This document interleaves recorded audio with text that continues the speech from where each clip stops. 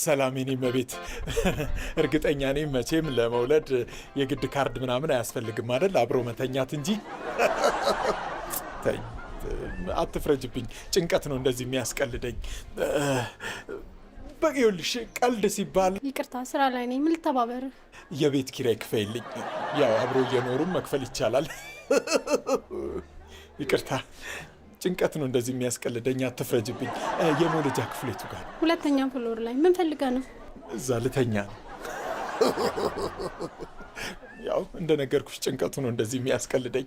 ምን እህቴ እኮ ልትወልድ መታ ነው። ዛሬ ነው የምትገላገለው? ምን እገላገላታለሁ? ጣጧ የማያልቅ ልጅ እንዴ! ማርገዟን እሺ ብዬ ተቀበልኩ። ዛሬ ደግሞ ልውለድ ትለኛለች። አንተ ቀልድ ነው እንዳያስካው። እውነት ግን ከሆነ ካርድ አውጣላት። ካርድ ባለ ስንት አላችሁ? ባለ 50፣ ባለ 10? ቆይ ግን ለምን ፓኬጅ ምናምን አትጀምሩም? አለን። ለእህቴ የወሊድ አውጣላት፣ በፓኬጁ ደግሞ አንተ ተገረዝበት።